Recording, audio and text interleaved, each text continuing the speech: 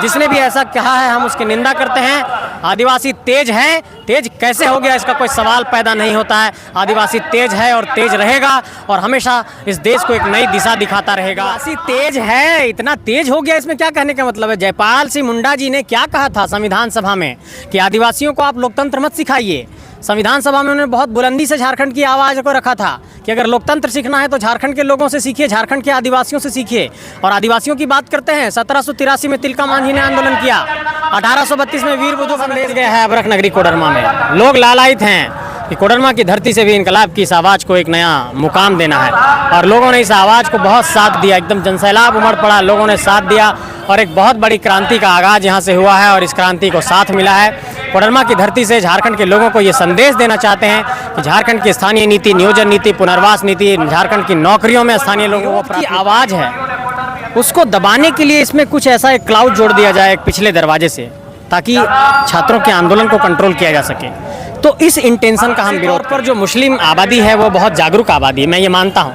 जब वो अपने वोट का इस्तेमाल करते हैं तो बहुत सोच समझ करके करते हैं, लेकिन इस मुल्क के भीतर सियासी हक हुकूक की जब आवाज़ बुलंद होती है और जब आप देखिएगा कि मुस्लिमों की क्या नियंत्रण करने की कोशिश है, तो वैसे चैनल जो झारखंड के भीतर देश के अलग अलग इलाकों में चल रहा है, जो दिन रात नफरत फैलाते हैं धर्म के आधार पर, दिन रात अलग तरीके की बहस कराते हैं, सिर्फ हिंदू मुस्लिम का एजेंडा चलाते हैं, ऐसे लोगों पर भी कार्रवाई होनी चाहिए जो लगातार ये नफरत का। नमस्कार, मैं हूं शिवा और आप देख रहे हैं झारखंड नवनिर्माण। दोस्तों, इस वक्त हम अबरख की नगरी कोडरमा में हैं और जैसा कि आप लोग जानते हैं कि आज कोडरमा में जनसभा थी जेबी केसेस का, और हमारे साथ हमारे दादा संजय मेहता जी हैं। उनसे हम जानने का प्रयास करेंगे कि बीते 1-2 दिन के भीतर में एक विधेयक आया है, उसके बारे में विस्तृत जानकारी हम दादा से लेना चाहेंगे। दादा, सबसे पहले झारखंड नवनिर्माण के इस चैनल में आपका स्वागत है। बहुत बहुत आपका जोहार, बहुत बहुत धन्यवाद कि आपने आज हमें अपनी बातों को रखने का अवसर अपने प्लेटफॉर्म पर दिया है। दादा, बीते 1-2 दिन में एक विधेयक आया है, झारखंड प्रतियोगिता परीक्षा विधेयक, उसके बारे में बहुत सारा कन्फ्यूजन है, चूँकि अभी तो स्टार्ट ही हुआ है। सभी विधायकों को ये रीड करने पढ़ने के लिए दिया गया था कि इसको कैसे लागू किया जाए, तो बहुत लगातार जो स्टूडेंट्स हैं वो कमेंट कर रहे हैं। आपसे हम जानना चाहेंगे इस कानून विधेयक के बारे में।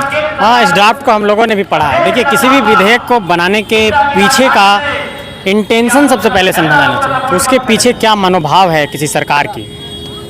अगर ये इंटेंशन है कि कदाचार को रोकना है, अगर ये इंटेंशन है कि प्रश्न पत्र लीक होता है तो वैसे लोगों को सजा देना है, अगर ये इंटेंशन है कि परीक्षा में पारदर्शिता बनी रहे, इसके लिए प्रयास है, तो इसका स्वागत है। जैसा सरकार ने लिखा है कि कदाचार के आरोपी को और जो कदाचार करेगा उन दोनों को इससे सजा मिलेगी, बहुत अच्छी बात है, ठीक है। लेकिन अगर सरकार का कोई एक ऐसा इंटेंशन है कि जो विरोध की आवाज़ है उसको दबाने के लिए इसमें कुछ ऐसा एक क्लाउड जोड़ दिया जाए एक पिछले दरवाजे से, ताकि छात्रों के आंदोलन को कंट्रोल किया जा सके, तो इस इंटेंशन का हम विरोध करते हैं। अब चूंकि हम लोग अभी अध्ययन कर रहे हैं सभी बिंदुओं पर, जो सतही तौर पर बातें निकल करके सामने आई है वो ये बातें निकल करके सामने आई है कि अगर इशारों में भी अगर कोई बातचीत होती है परीक्षा के दौरान, उस पर भी सजा का प्रावधान है। इन सारे विषयों को थोड़ा गहनता से अध्ययन करना होगा कि कदाचार की क्या परिभाषा दी गई है, और इसके बाद फिर हम लोग एक प्रेस कॉन्फ्रेंस की भी तैयारी कर रहे हैं। और हम लोग का जो ये आंदोलन है, प्लेटफॉर्म है, इस पर एकदम बहुत अच्छे तरीके से बाकायदा अपना बात को रखेगा। हम लोग मीडिया को प्रेस ब्रीफ करेंगे और अपना एक प्रेस रिलीज भी जारी करेंगे।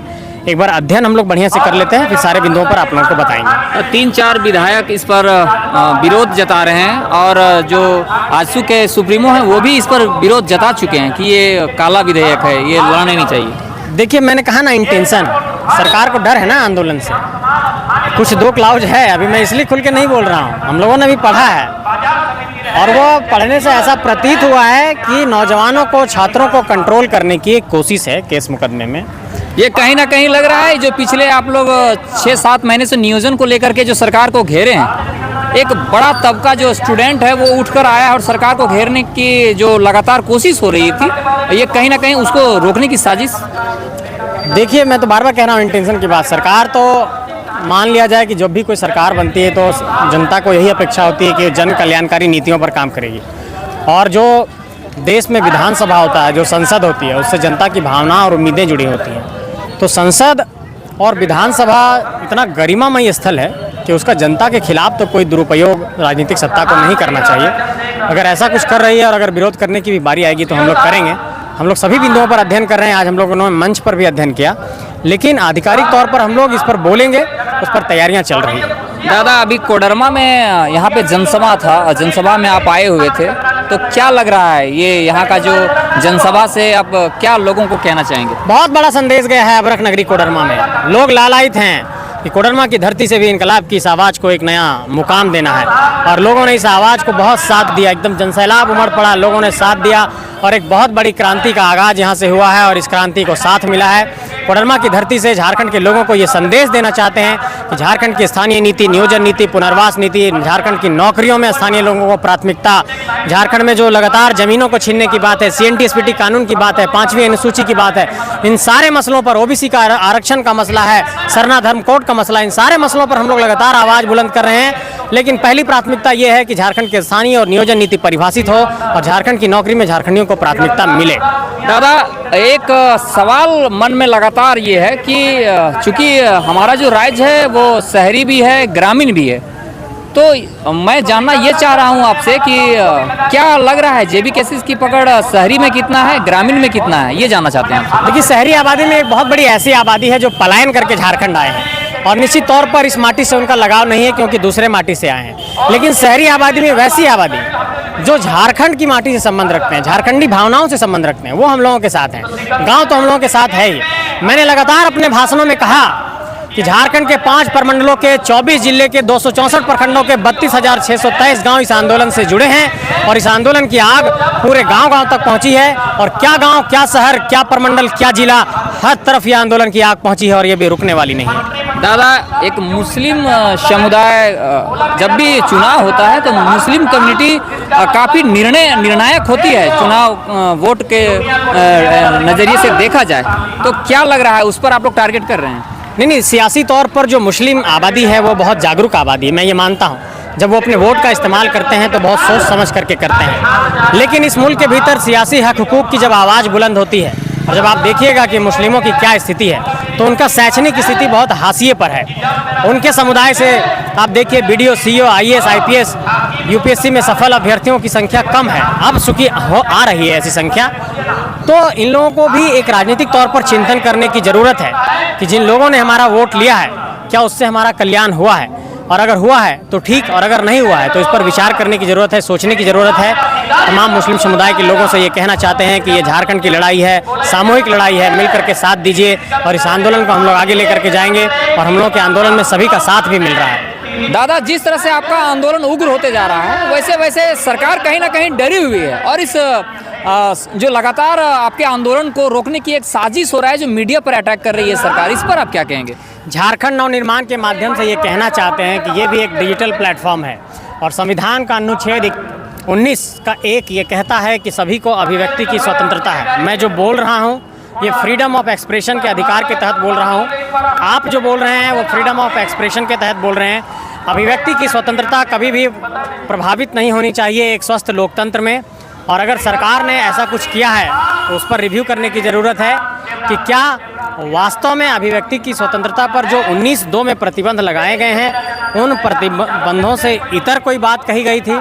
अगर इतर बात कही गई थी और कानूनी तौर पर वो बातें गलत थी तो हम सज़ा भुगतने को तैयार हैं, लेकिन अगर वो बातें गलत नहीं हैं तो एक तरीके से ऐसा प्रतीत होता है कि कहीं ना कहीं नियंत्रण करने की एक कोशिश है। लेकिन मैं ये कहना चाहता हूँ कि अगर ये नियंत्रण करने की कोशिश है तो वैसे चैनल जो झारखंड के भीतर देश के अलग अलग इलाकों में चल रहा है, जो दिन रात नफरत फैलाते हैं धर्म के आधार पर, दिन रात अलग तरीके की बहस कराते हैं, सिर्फ हिंदू मुस्लिम का एजेंडा चलाते हैं, ऐसे लोगों पर भी कार्रवाई होनी चाहिए जो लगातार ये नफरत का बीज बो रहे हैं। तो हम कहना चाहते हैं कि निष्पक्ष कार्रवाई हो और कानून की नज़र में जब सब बराबर है, रूल ऑफ लॉ की हम लोग बात करते हैं, विधि का शासन, कानून का शासन, तो ये बात सरकार के कामकाज में दिखाई भी पड़ना चाहिए।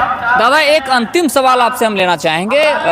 जो विधायक इरफान अंसारी हैं उनका एक बयान आता है बाबूलाल मरांडी पर, उनका कहीं ना कहीं टारगेट आदिवासी पर था और एक वीडियो चलाया जाता है कि आदिवासी इतना तेज कैसे हो गया, इस तरह का उसका जो है कुछ वीडियो काट के चलाया गया है कि आदिवासी इतना तेज कैसे हो गया। क्या ये शब्द, ये बयान उचित है? अरे भाई, आदिवासी तेज है, इतना तेज हो गया, इसमें क्या कहने का मतलब है? जयपाल सिंह मुंडा जी ने क्या कहा था संविधान सभा में कि आदिवासियों को आप लोकतंत्र मत सिखाइए। संविधान सभा में उन्होंने बहुत बुलंदी से झारखंड की आवाज़ को रखा था कि अगर लोकतंत्र सीखना है तो झारखंड के लोगों से सीखिए, झारखंड के आदिवासियों से सीखिए। और आदिवासियों की बात करते हैं, 1783 में तिलका मांझी ने आंदोलन किया, 1832 में वीर बुधु भगत ने किया, 1855 में सिधो कानू ने किया, 1895 में बिरसा मुंडा ने किया। और इस काल में भी आप देखिए, चाहे शिबू सोरेन का दौर हो, चाहे आप देखिए कि झारखंड के तमाम क्रांतिकारियों को देखिए, झारखंड की धरती आदिवासियों से बनी है। और आदिवासी इस धरती के सबसे बड़े पूजक हैं, सबसे बड़े उपासक हैं, सबसे बड़े संरक्षक हैं। जल जंगल जमीन यदि बचा हुआ है तो आदिवासियों के बल पर बचा हुआ है, आदिवासियों के बुनियाद पर बचा हुआ है। जिसने भी ऐसा कहा है हम उसकी निंदा करते हैं। आदिवासी तेज है, तेज कैसे हो गया इसका कोई सवाल पैदा नहीं होता है। आदिवासी तेज है और तेज रहेगा और हमेशा इस देश को एक नई दिशा दिखाता रहेगा। आज जब ये बात आई यूनिफॉर्म सिविल कोड की तो पूरे देश में आदिवासियों ने आवाज़ बुलंद की। आज जब लगातार जल जंगल जमीन बचाने की बात आती है तो आदिवासियों ने आवाज़ बुलंद की। सारंडा में जमीन बचाने की बात आई तो आदिवासियों ने आवाज़ बुलंद की। आप देखिए, यहाँ के आदिवासी हों चाहे मूलवासी हों, यही लोग लगातार यहाँ के जल जंगल जमीन को बचा रहे हैं। इसलिए आदिवासियों की क्षमता पर, उनकी प्रतिभा पर कोई शक करने का सवाल नहीं खड़ा होता है। वो इस मिट्टी के, इस धरती के असली उपासक और असली उपासक और पूजक हैं। तो ये आप हमारे संजय मेहता जी से सुन रहे थे उनके विचारों को। दादा, आपने समय दिया, इसके लिए बहुत बहुत बहुत शुक्रिया आपका झारखंड नवनिर्माण। वीडियो आपको अच्छा लगा होगा तो ज़रूर कमेंट करें और ज़्यादा से ज़्यादा शेयर भी करें। और चैनल में पहली बार आए हो तो चैनल को सब्सक्राइब करके रख लें। मिलेंगे अगले वीडियो में, तब तक के लिए इजाज़त दीजिए। जय हिंद, जय झारखंड।